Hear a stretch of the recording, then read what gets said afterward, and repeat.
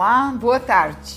Estamos iniciando o programa Um Sentido para a Sua Vida, da Federação Espírita do Estado de São Paulo.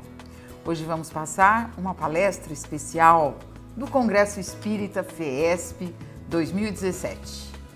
O conferencista Geraldo Lemos, que veio de Minas Gerais, ele falou sobre os mecanismos da psicografia.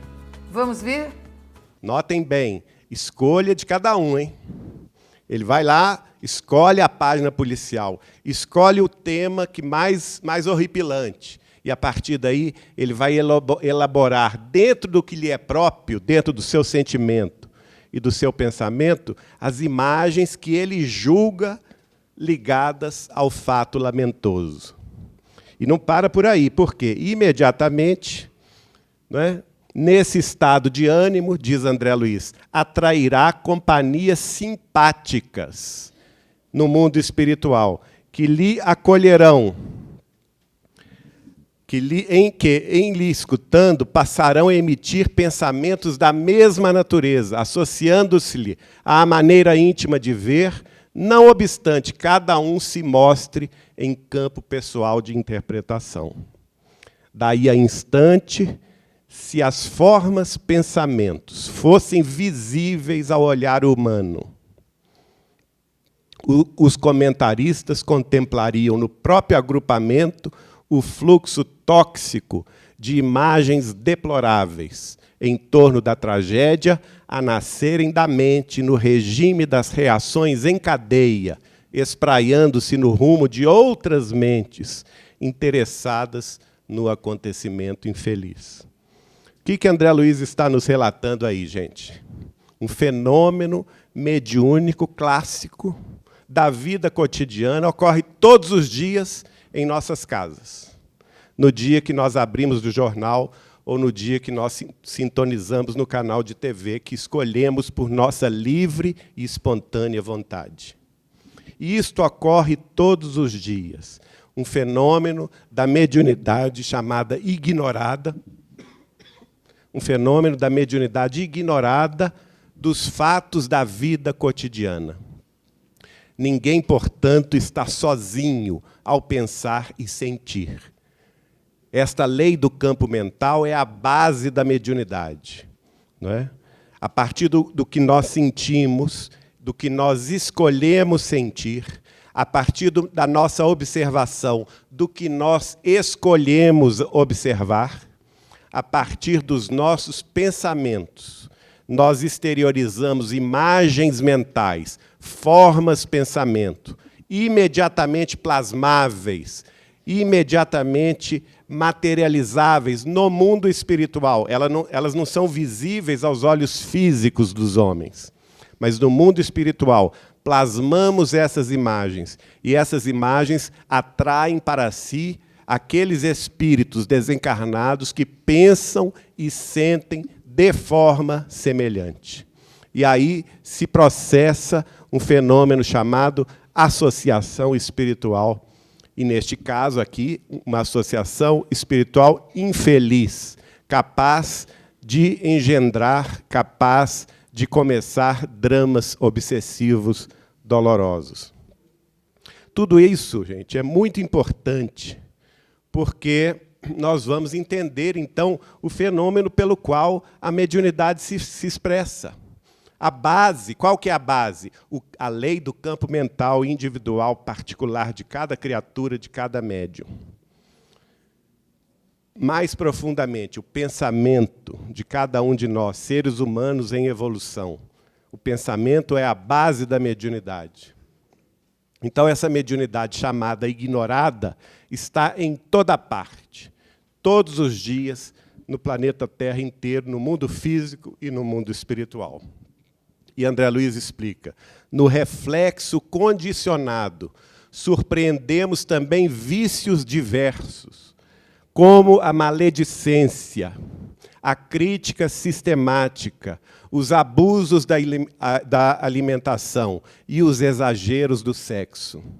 Esse ou aquele espírito encarnado, sob o disfarce de um título honroso qualquer, lança um motivo inconveniente numa reunião, ou conversação, e todos os que aderem ao assunto passam a lançar oscilações mentais no plano menos digno que lhes diga respeito, plasmando formas, pensamentos estranhas, do qual cada um se retira, experimentando excitação de natureza inferior, a caça da presa para os apetites que manifesta.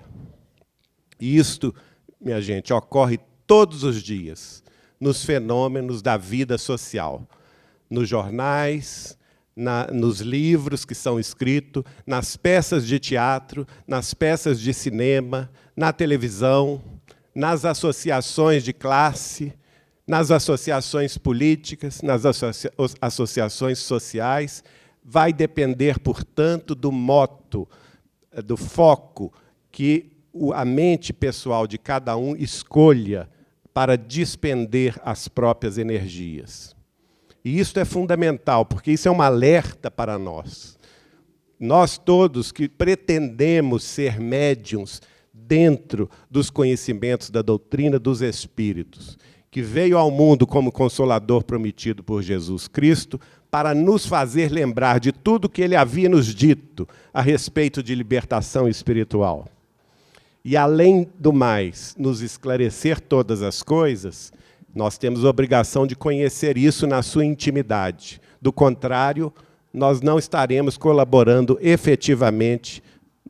Como é fácil reconhecer, cada qual foi apenas influenciado de acordo com as suas próprias inclinações. A pessoa não pode jamais dizer, culpa do espírito. Eu fui influenciado para o mal por culpa do espírito obsessor. Não, não existe isso, gente. Não existe isso. Cada qual foi apenas influenciado de acordo com as próprias inclinações, mas deve debitar a si próprio os erros que vem a cometer, conforme a onda mental que gerou de si mesmo. Isso significa dizer o quê? A escolha é individual e intransferível é o resultado dessas escolhas. Jesus já nos havia alertado há 2000 anos atrás. A cada um será dado segundo as próprias obras. Não é? Isso ajuda a compreender os mecanismos da mediunidade de efeitos intelectuais, em que encarnados e desencarnados se associam nas manifestações da chamada metapsíquica subjetiva. A psicografia, minha gente, está classificada aqui como mediunidade de efeitos intelectuais, por óbvias razões, né? A partir do momento que o médium vai receber o ditado de um espírito e escrever sob a influenciação desse espírito, naturalmente o que ele vai escrever, seja do bem ou seja do mal, terá efeitos intelectuais e consequências também intelecto-morais para a vida na face terrestre. Em todos os continentes, podemos encontrar milhões de pessoas, diz André Luiz, em tarefas dignas ou menos dignas. Mais destacadamente, aí vem as classes de profissionais aqui da vida humana, que exercem essa mediunidade ignorada sem o saberem, mas exercem, tá certo? E André Luiz vai destacá-los. Mais destacadamente, quais são? Os expositores e artistas da palavra, na tribuna e no lápis, como veículos mais constantemente acessíveis ao pensamento. Auxiliados por espíritos desencarnados, atendendo a determinadas obras do bem ou influenciando pessoas para fins superiores ou mesmo inferiores. Vai depender da direção escolhida, em largos processos de mediunidade ignorada. Então, o autor de novela, gente, ele é médium de psicografia e não sabe. Né? Mediunidade e efeitos intelectuais.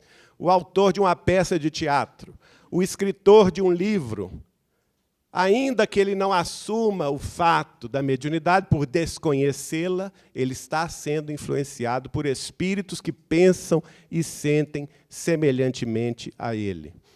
Por isso, é a questão aí que ressuma deste assunto de grave importância é a responsabilidade de cada qual. Aqueles que se dirigem ao público, seja na política, seja nas artes, não é? Todos estão sendo chamados à consciência própria a respeito da sua responsabilidade pessoal. E aí vem, então, o que André Luiz vai chamar de mediunidade disciplinada. Mediunidade disciplinada, aquela que pode ser exercida, portanto, nas casas espíritas, que têm o conhecimento e o estudo do âmago deste problema e, portanto, colocam a mediunidade a serviço da humanidade. Imaginemos que certa pessoa se disponha a disciplinar as energias medianímicas. Voltamos a dizer, todos nós, seres humanos, encarnados ou não na Terra, temos energias medianímicas. Por quê? Porque isso está afeito ao nosso campo mental. Não é? A partir do momento que nós pensamos, imediatamente entramos em associação coletiva com aqueles que pensam e sentem como nós.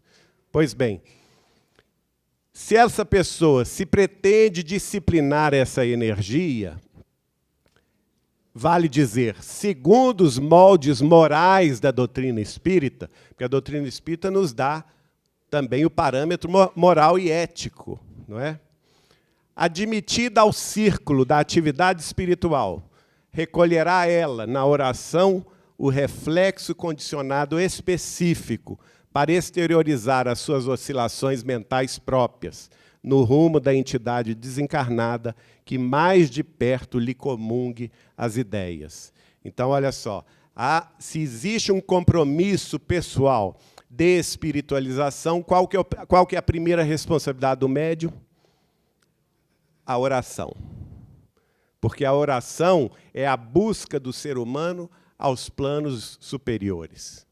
Somente através desse processo de elevação mental, do nosso padrão de vibração mental, é que nós vamos recolher de retorno a assistência do mundo espiritual superior. E aí sim poder trabalhar numa atividade útil, numa atividade que vai ser do bem aos semelhantes à coletividade.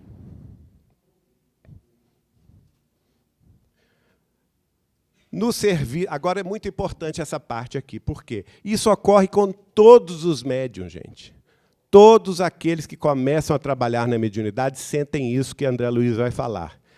Nos serviços do intercâmbio, no início, experimentará períodos de vacilações e dúvidas, pois, morando no centro das próprias emanações mentais e recolhendo a influenciação do mundo espiritual, a princípio, o médium principiante vai supor que as ondas mentais alheias, incorporadas ao campo de seu espírito, não sejam mais do que pensamentos arrojados do próprio cérebro.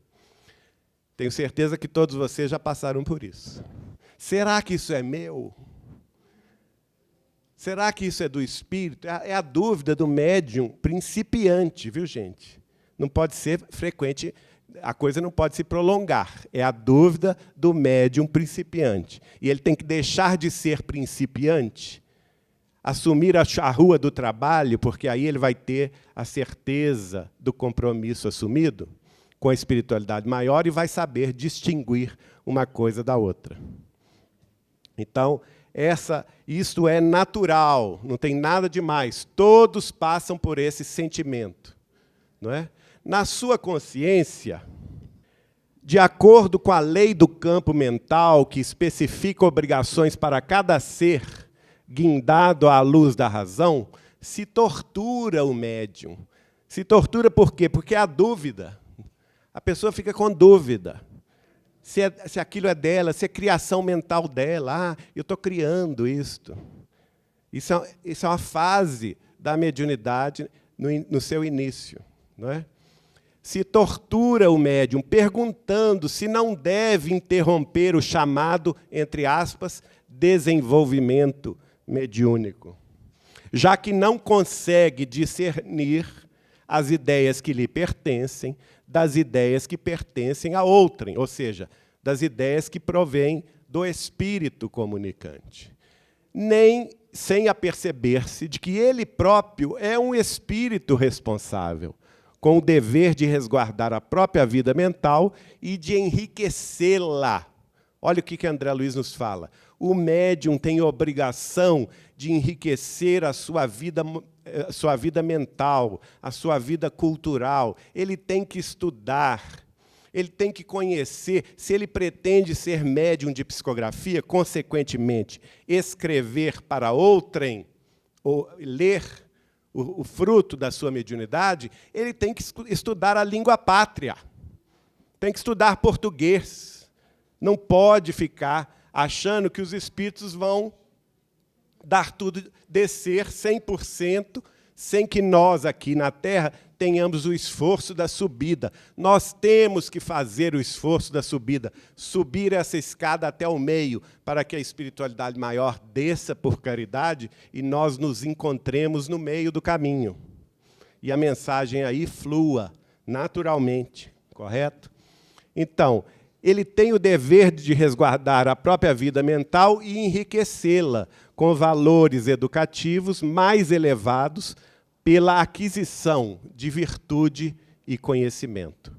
Ah, espera aí, que ele falou em virtude. Então, não é só conhecimento, né? Não basta estudar, tem que ter virtude. Então, tem que buscar o quê? Vivenciar os ensinamentos superiores que a espiritualidade nos dá. E isto é fato, viu, gente? Sem isso, não existe passividade mediúnica útil. É preciso que o médium estude e vivencie aquilo que ele estuda, para que a atividade da mediunidade, a chamada passividade mediúnica, tenha o fim útil de auxiliar as criaturas humanas. Se o médium consegue transpor a faixa de hesitações, olha, aí André Luiz já está falando no segundo estágio, né? Qual que é o primeiro estágio? A fase de hesitação, de dúvida. Aquela tortura íntima que o médium não sabe o que é dele e o que é do espírito. Normal isso, mas ele tem que vencer essa fase. Ele tem que transpor esse muro, o muro da hesitação, para entrar numa outra fase, entendendo que importa, acima de tudo, o bem a fazer. Ele procura, então, ofertar na reta conduta, olha aí o exemplo, na reta conduta, no reflexo condicionado específico da prece, tem que ter hábito de meditação e oração. Olha a importância disto. O reflexo condicionado específico da prece, segundo André Luiz. Não é? Que é o quê? O apelo à espiritualidade superior. Passa, então, o médium, se ele faz isso, a segunda fase é essa fase, a ligação do médium com a vida espiritual superior, através do exemplo, e através do estudo e através da prece. Passa, então, a ser objeto da confiança dos benfeitores espirituais desencarnados, que lhe aproveitam as capacidades no amparo aos semelhantes, dentro do qual assimila o amparo a si mesmo. Então, notem bem, não é nós aqui na Terra, de braços cruzados, esperando a espiritualidade descer em fenômenos maravilhosos para se revelar. Nós é que temos que fazer o bater na porta e a porta se abrirá, né? O buscar que Jesus nos mandou fazer para acharmos as respostas. O médium tem que ter o esforço pessoal da subida. Subida no campo cultural, no campo do pensamento, no campo da prece, no campo do exemplo, da virtude, para que esse esforço pessoal de subida encontre o quê? a simpatia dos benfeitores espirituais, porque, vamos falar claramente, eles têm mais o que fazer. Eles não vão perder tempo com quem não tem compromisso com a mediunidade, não é? Eles não vão perder tempo com a pessoa que abandona a reunião porque tem um capítulo especial da novela hoje. Eles não vão perder tempo com a pessoa que abandona a reunião, o compromisso da reunião, para ir a ver um jogo de futebol. Ou então fazer um passeio com a família. Por quê? Porque esse ainda não tem compromisso com a mediunidade cristã. Por quê? Mediunidade cristã pressupõe sacrifício, renúncia. Pressupõe você colocar à disposição da vida maior as suas potencialidades a benefício dos outros, não próprio, não é? Vejam só, quanto mais se acentuem o aperfeiçoamento e a abnegação, duas questões fundamentais. Aperfeiçoamento. O que significa isso? Estudar é aperfeiçoar? É. Não é? Buscar entender, compreender o fenômeno da própria mediunidade é se aperfeiçoar? É. O que mais? Meditar. Olha, os espíritos falam muito, desde Kardec até a obra de Chico Xavier inteira, fala na necessidade de meditação. E nós, espíritas, não fazemos isto. O hábito significa a atividade repetida de meditação é uma necessidade básica. Por quê, gente? Porque ela prepara o nosso campo mental para que a espiritualidade possa se utilizar dele em benefício dos outros, não em benefício nosso. Acaba que vai ser em nosso benefício, mas por consequência, né?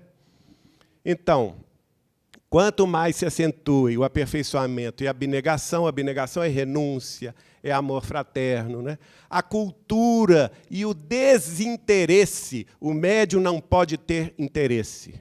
Interesse de projeção do nome dele, interesse por vaidade, interesse por orgulho, interesse financeiro. Ele e a família dele não podem se aproveitar da mediunidade financeiramente. Por quê? Porque isso não é cristão. Isso faz com que os benfeitores da vida maior se desinteressem dele. E aí ele vai ser repasto para os espíritos menos esclarecidos, os espíritos das sombras, que vão fazer da mediunidade dele gato e sapato, não é? E com isso, mais se aguça, olha aí a consequência, com essas prerrogativas, segundo André Luiz, aperfeiçoamento, abnegação, cultura e desinteresse, 4 pontos, mais se aguçam as percepções mediúnicas, que se elevam à maior demonstração de serviço, de acordo com as suas disposições individuais. Então, gente, notem bem, a espiritualidade maior vai se manifestar como consequência, depois que o médium apresentar essa folha de serviço. Não é? Isso é muito importante. Um exemplo disso eu vou dar, Chico Xavier. Chico Xavier começou a mediunidade espírita com 17 anos de idade. Psicografou a primeira mensagem em 8 de julho de 1927, em Pedro Leopoldo. O primeiro livro dele foi publicado em 1º de junho de 1932, 5 anos depois. E o segundo livro dele foi publicado em 1935, mais 4 anos depois. Então, em 9 anos, ele publicou 2 livros apenas. E hoje, o que a gente vê na Casa Espírita? Mal o médium começa a escrever, ele acha que é para publicar livro. Tem que publicar, o Espírito está mandando publicar o livro. Você vai ler o livro, é uma grande porcaria. Desculpa a expressão, mas é. Não é? Então, precisa ter folha de serviço antes. Chico Xavier, que é Chico Xavier, não preciso falar mais nada, levou 9 anos de psicografia para publicar 2 livros. E depois, aí acontece o que acontece? Depois que ele mostra folha de serviço, aí é o fenômeno da multiplicação dos pães e dos peixes, né? Lembra-se da passagem evangélica? A multidão estava com fome e com sede. Jesus pregava, não parava de falar. Os discípulos ficaram temerosos, porque a noite já ia chegando. E pediram a ele: mestre, convém terminar logo a sua palestra, porque o povo está com fome e com sede. E ele fala o quê? O que tendes aí? Olha a pergunta de Jesus é sábia. O que cada um de nós temos para oferecer? E aí os discípulos ofereceram alguns pães e alguns poucos peixes. E o que o mestre fez? Multiplicou-os. De forma tal que lá no Evangelho consta que toda a multidão comeu, bebeu e se fartou, e ainda sobraram muitos cestos de pães e de peixes. Com Chico Xavier, a mesma coisa. Ele me revela, em julho de 1987, que o compromisso espiritual dele com a vida maior era chegar na Terra e psicografar 30 livros. 30. Em 1942, ele completou 30 livros. Sabe quanto tem hoje publicado da Lavra Mediúnica de Chico Xavier? 500. 500 livros foram multiplicados. Aí o fenômeno da multiplicação de livros, não é? Mediunidade gloriosa, por quê? Depois que ele cumpriu a sua parte, não é?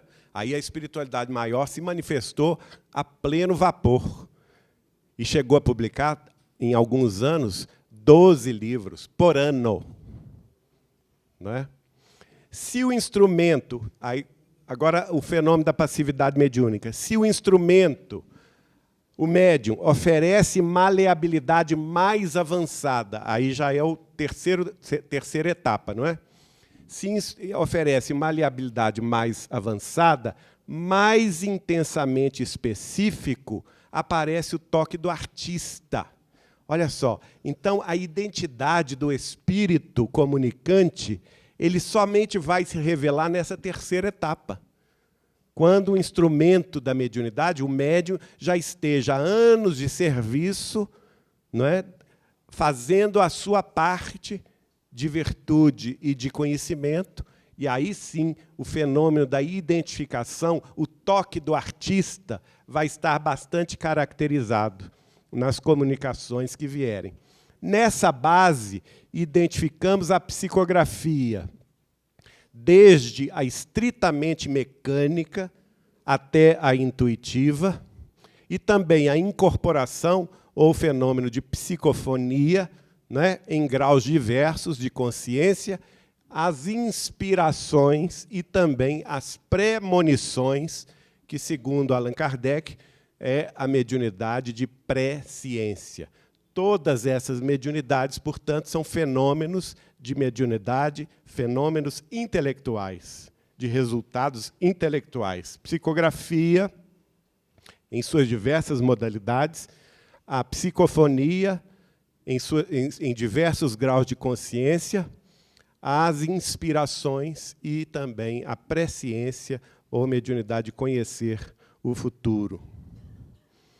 O processo, então, está claro, não é? Vejam que a coisa não é tão difícil de compreender. É claro, não é? Está no mundo mental, no campo mental de cada um. E essa conjugação de ondas, segundo André Luiz, é o universo que o médium vai transitar. Ele diz assim: vemos que a conjugação de ondas mentais surge em todos os fatos mediúnicos.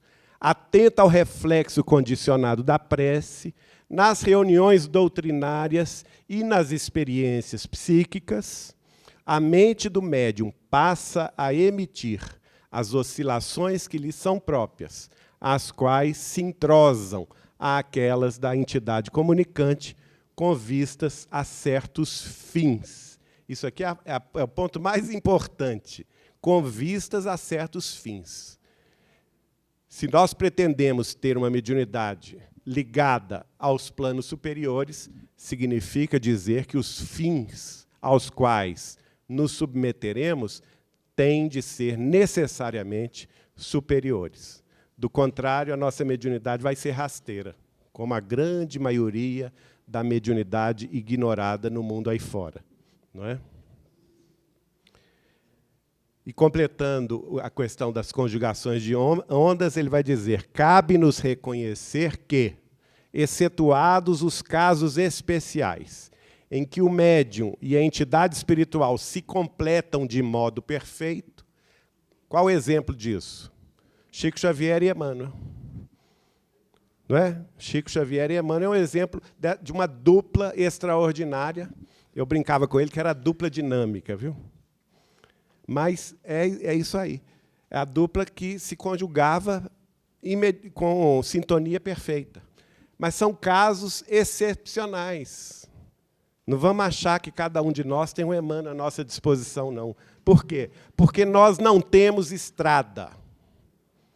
Para ter isso, a gente precisa ter estrada, folha de serviço, como Chico Xavier já tinha, não é? Ele já encarnou com essa folha de serviço. Mas um dia a gente chega lá, né? Nós somos evolucionistas, nós temos séculos e milênios de evolução, a gente chega lá.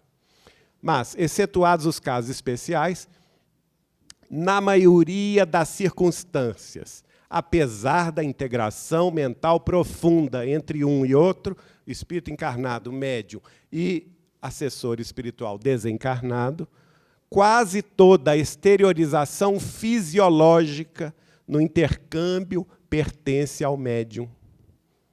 É o fenômeno do animismo. O fenômeno da exteriorização fisiológica no intercâmbio pertence ao médium, cujos traços característicos assinalarão as manifestações. Né? Então, uma grande parcela anímica ainda está presente em nós, seres humanos comuns, médiuns comuns, não é? Que estamos em tarefa. Estou falando de médiuns que estão em tarefa na doutrina espírita. Não estou falando de mediunidade ignorada, não. Estou falando da mediunidade comum dos centros espíritas. Não é? Os traços característicos do médium assinalam as manifestações até que um dia, olha só como ele fala, a força psíquica da humanidade se mostre mais aperfeiçoada para mais aprimorada evidência do plano superior. Por enquanto, a gente não merece isso, não. Se a gente habitasse Júpiter ou Saturno, né, que a mãe de Chico Xavier, a Dona Maria de São João de Deus, vai dizer o seguinte, no livro Cartas de uma Morta, que as crianças de Saturno, com 6 meses de idade, já têm a mediunidade gloriosa, que as fazem capazes de se comunicar com todos os seres vivos do sistema solar. Que tal isso? As crianças de Saturno. Imagine essa humanidade. Para lá um dia a gente vai, mas demora um pouco, não é? Acho que vai demorar muito. Mas nós estamos confiantes que para lá vamos. Não sabemos quando, não é? Mas para lá vamos. Isso é muito bacana, né, gente? O plano superior vai se manifestar a partir do momento em que a Terra, a humanidade terrestre, fizer jus por essa manifestação mais a miúde, mais completa, mais profunda. Por enquanto, estamos experimentando, adquirindo essa nova visão. Porque a mediunidade, o que mais é, senão um novo sentido para os seres humanos aqui na Terra. Nós estamos nesse esforço de adquirir essa nova visão, esse novo sentido. Em outros fenômenos, não é, na mediunidade de efeitos intelectuais, isso é muito importante. A ideoplastia. O que é a ideoplastia? A ideia plasmada pelo nosso pensamento. Ela vai estabelecer, ela vai ser um ponto principal através do qual a mediunidade vai se processar. Na mediunidade de efeitos intelectuais, a ideoplastia assume papel extremamente importante, porque certa classe de pensamentos constantemente repetidos sobre a mente mediúnica menos experimentada, olha só o alerta de André Luiz, pode constrangê-la a tomar certas imagens mantida pela onda mental persistente, como situações e personalidades reais, tal qual uma criança que acreditasse estar contemplando essa paisagem ou aquela pessoa tão só por ver-lhes o retrato animado num filme. Então, vamos ter muito cuidado com a ideoplastia, porque, às vezes, espíritos menos esclarecidos nos induzem a ter uma ideia plasmada repetidamente sobre determinado fato, que vai nos desviar da função mediúnica específica, fazendo com que o médium entre no campo da fantasia, achando que ele está vendo, está acontecendo, e não está vendo coisa nenhuma. Ele está vendo criações mentais de espíritos menos esclarecidos. Então, aí o que cabe a nós médiuns? Ter discernimento. Como que nós vamos ter discernimento? É uma pergunta difícil, não é? A primeira questão é nos basear, em primeiro lugar, ao reflexo condicionado da prece, a necessidade da meditação e da oração constantes. O compromisso com a mediunidade requer o quê, gente? Disciplina. Ela não é aleatória, não é? A mediunidade requer disciplina. Isso tudo está no livro Mecanismos da Mediunidade. Não é difícil da gente compreender. Basta a gente parar, pensar e refletir sobre o que André Luiz escreveu nesse livro. Isso faz com que nós aumentemos a perspectiva da espiritualidade, que foram os relatos que vieram através da mediunidade de Chico Xavier, não é? A fim de que tenhamos uma expansão nossa de consciência. A partir do momento que você conhece o fato, o modus operandi da mediunidade, você passa a expandir a própria consciência. Einstein tem uma frase muito interessante que ele diz assim: a mente que se expande a partir de determinado conhecimento novo jamais volta ao seu tamanho original. Isso não é uma verdade? A partir do momento que a gente conhece, então, esses meandros da mediunidade, a nossa responsabilidade aumenta. Por quê? Porque não tem como ignorar mais esses fatos, né? Nós vamos aqui conhecer, portanto, essa figura extraordinária, que é Chico Xavier, que nos trouxe essas informações todas de modo a completar a obra kardeciana. Nós temos que considerar que a obra de Chico Xavier é também obra básica no entendimento da doutrina espírita. Porque, se ficarmos só com a obra de Kardec, a gente não entende esses meandros. Esses meandros, por exemplo, não estavam explicitados no Livro dos Médiuns. Eles vêm um século depois, através de André Luiz, nas mãos de Chico Xavier. No livro Missionários da Luz, nós vamos entrar, então, na descrição. O primeiro capítulo desse livro é justamente sobre a psicografia. Ele vai relatar para nós como que é a tarefa do psicógrafo. Aliás, o capítulo chama O Psicógrafo. André Luiz, junto com o instrutor Alexandre e Hilário Silva, o seu companheiro, estão observando uma reunião de psicografia na Terra. Tá certo?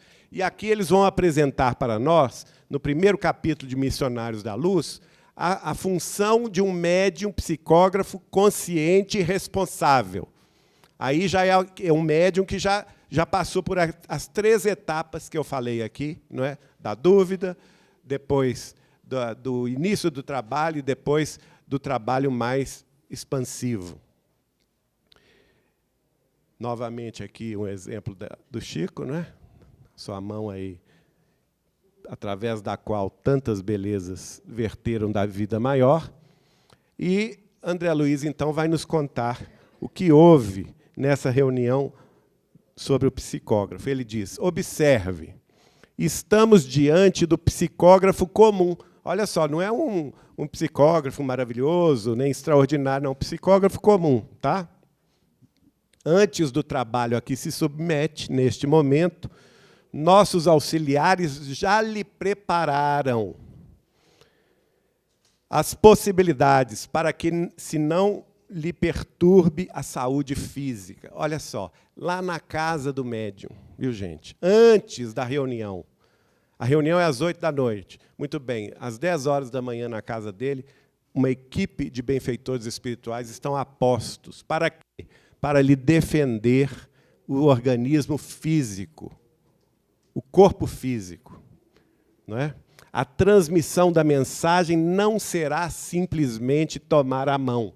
Há processos intrincados e complexos.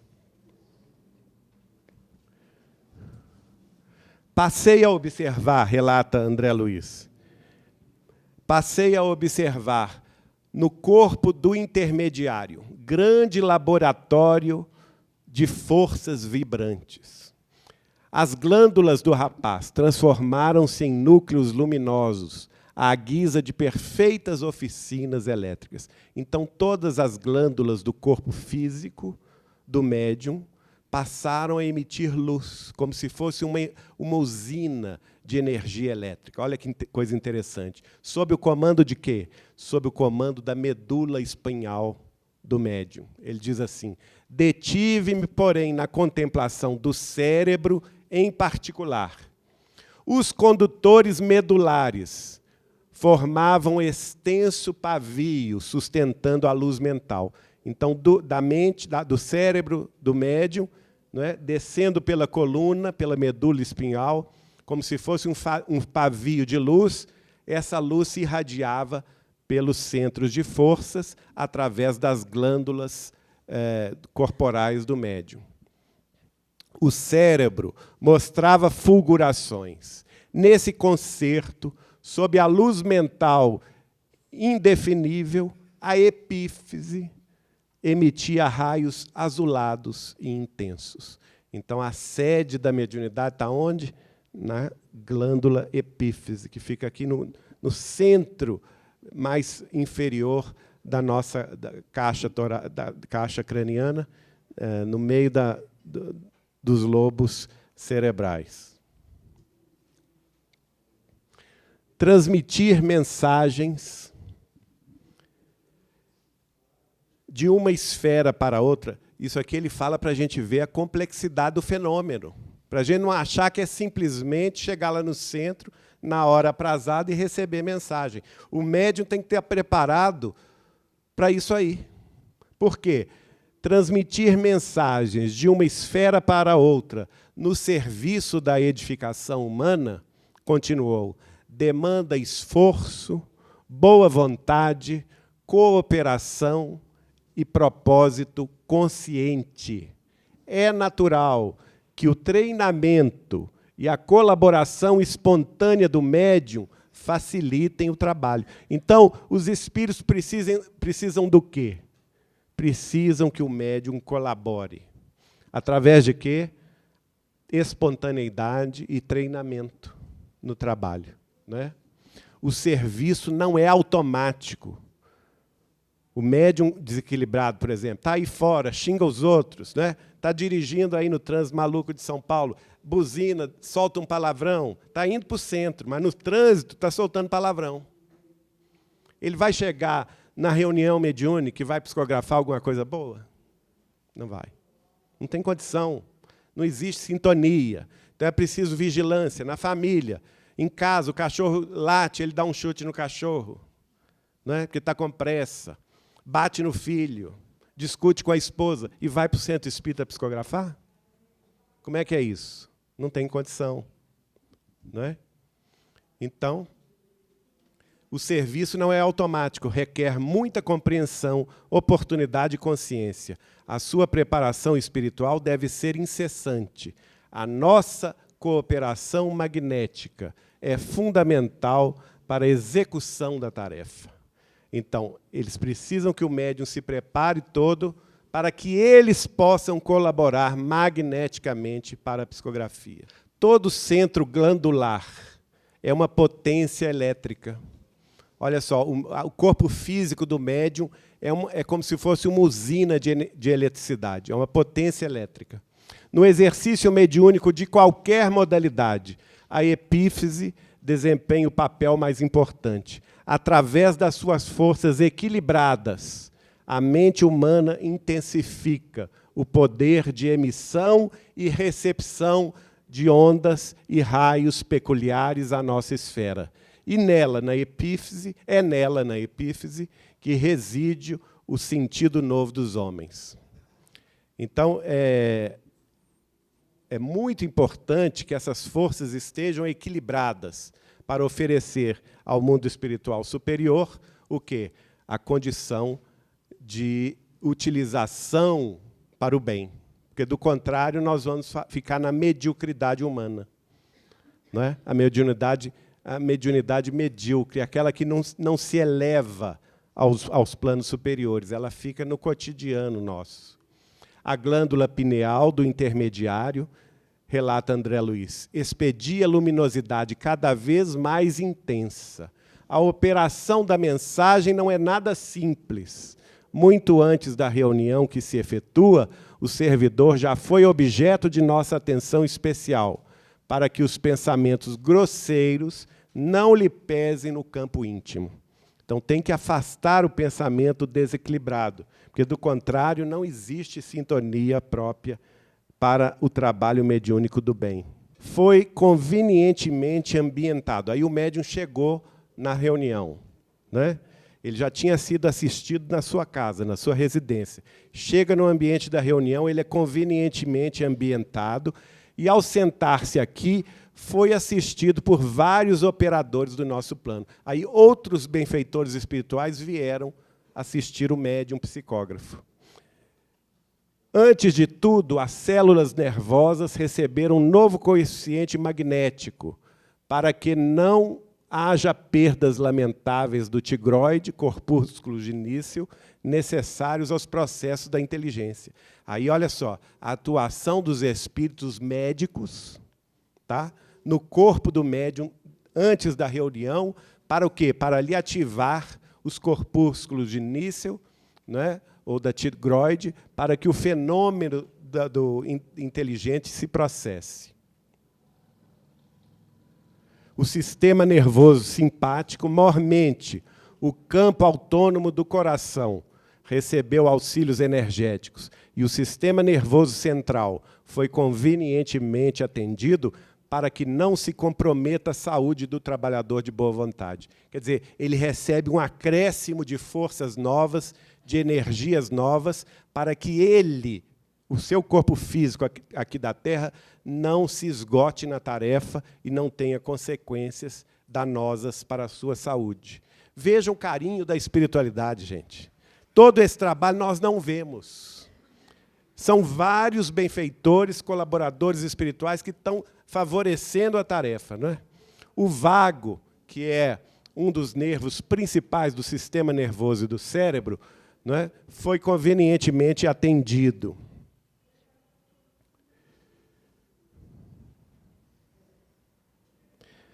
Foi defendido as glândulas suprarrenais. Olha só, vai atuar nos rins também. As glândulas suprarrenais receberam acréscimo de energia.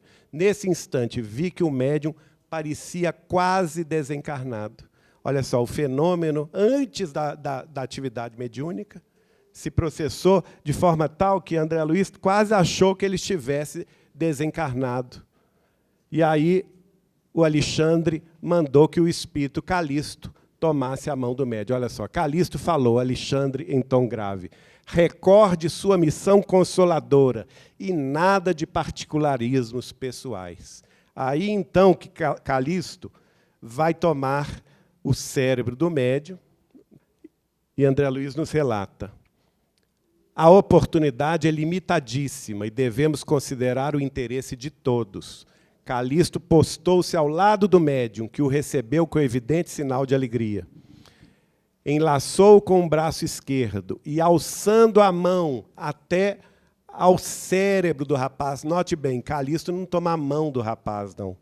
Ele alça a mão ao cérebro do rapaz, tocando-lhe o centro de memória com a ponta dos dedos, como a recorrer, né, a recolher material de lembranças do companheiro.